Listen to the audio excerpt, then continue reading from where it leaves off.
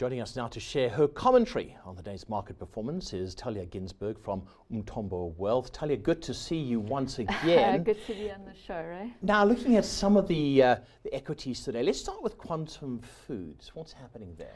Quantum Foods, in the scheme of things, it has a market cap under 2 billion, so quite a small stock in the scheme of things. But it's interesting to look through it, as it is a part of the food producing chain, particularly not for your vegetarians, but for your poultry foods and, of course, eggs. And it also has, I suppose, a knock-on effect to the rest of the meat market. And so Quantum Foods came out with results. I think, as you said, they're solid, which I have to agree. They're coming off a very low base and had a very hard year last year.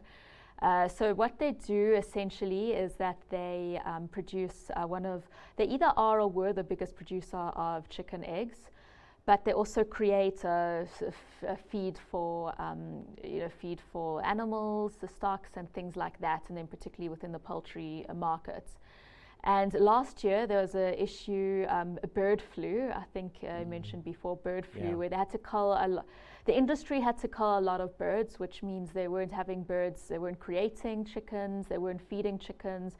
The chickens weren't creating eggs, and so it was a very difficult time for them, and even somewhat their peer group, also Astral Chickens, did very badly last year, and you've seen the share price this year, the last few months, been doing very well. So just coming off a better time, and then also there's more there's electricity now, and so it's just a more stable time for them, and that showed in the results. All right, Cell C on the JSE for the first time, and they came in with a bit of a bang. I was watching their share price, and it shot up a little bit, and I thought, well, there we go. There's an investment right there.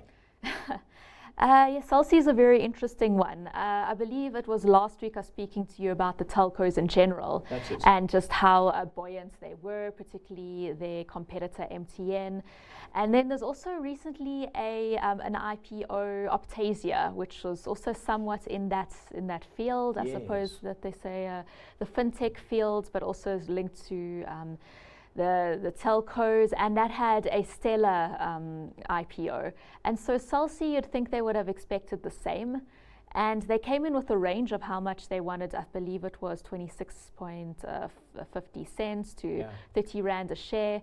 And once they got all the bids in, they actually had to lower their IPO price. And so they were expecting tops 12 billion Rand, and they got, I believe, around 9 billion Rand. And so I believe the market is still sussing them out. Unfortunately, their holding company, I believe, Blue, is not known for having the best governance, and they do have some scandals linked to them. And so investors, particularly in South Africa, who like good governance, want to feel safe, and I just don't believe their mother company gave them that, or their holding company. It's interesting that I was watching an interview with the CEO, and he was saying he has a whole new strategy for Cell C, because it's been tough. There's MTN, there's Vodacom, and it's been tough for them to enter the market, but it seems like they are standing their ground.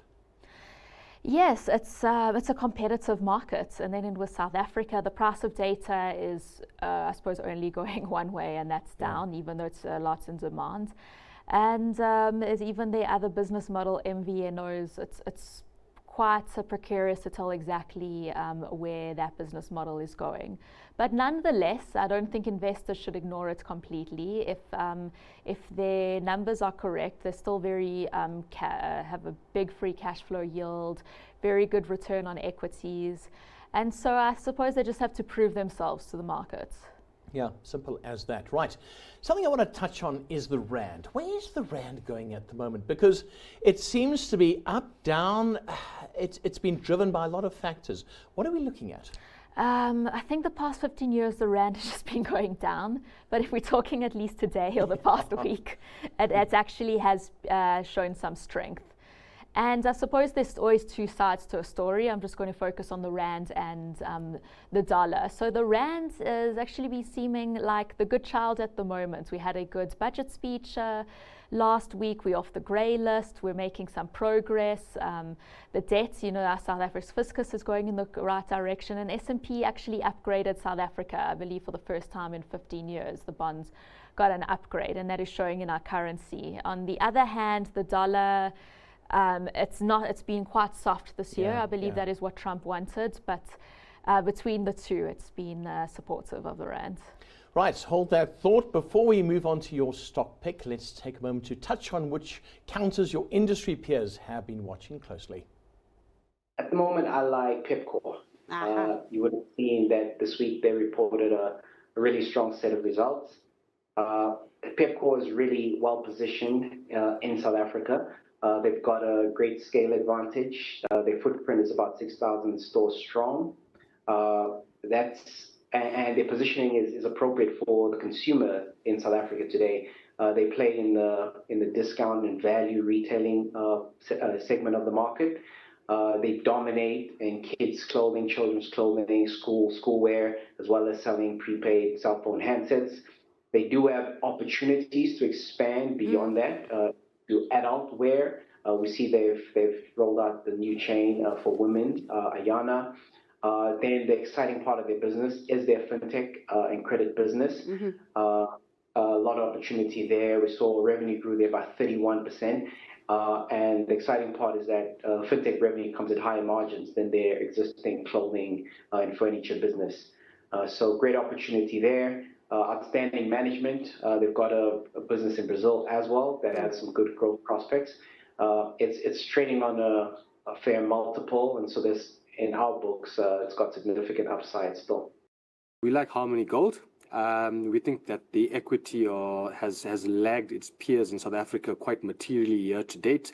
That's a function of the market expecting higher capex from some of the projects that it's going to start imminently.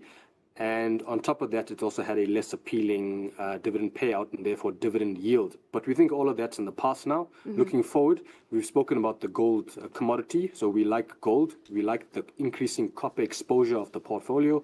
That is a future-facing metal with constructive supply-demand fundamentals over the medium term.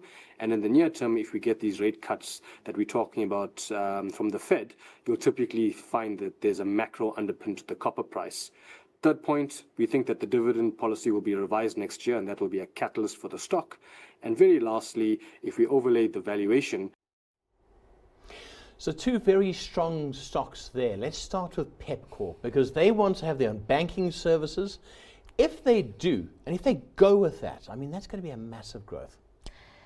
Yes, Pepkor, I suppose they've grown in areas that traditionally you wouldn't have thought they would have grown in, other than just apparel. They've done, as he said, fintech, they've grown.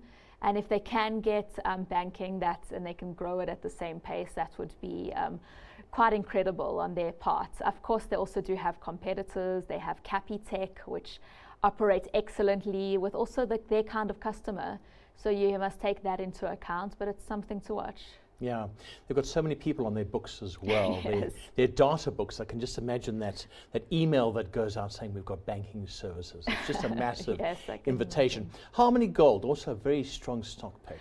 I thought that was an interesting stock pick. So I'm just going to express Umthombo's house views. So in commodities, we are bullish commodities, but more relatively, we are looking more at the PGMs and more at copper, which he did mention there was an element of copper now in Harmony Gold. But gold, there's still a case to be made for gold. There's lowering interest rates. The central banks are still buying. There's still inflation. So there's still a case to be made for it. And then also within copper, I think there's good supply-demand dynamics. I agreed with his point there.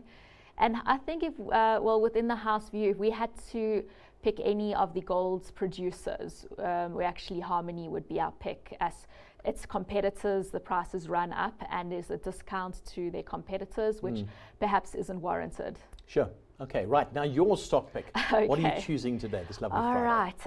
I actually wanted to go for a stock that's nice and safe. And as we're going into this December period and people are tired, something they could just put away in the back drawer and not think too much about, which is AVI. Okay. So it's a food producer.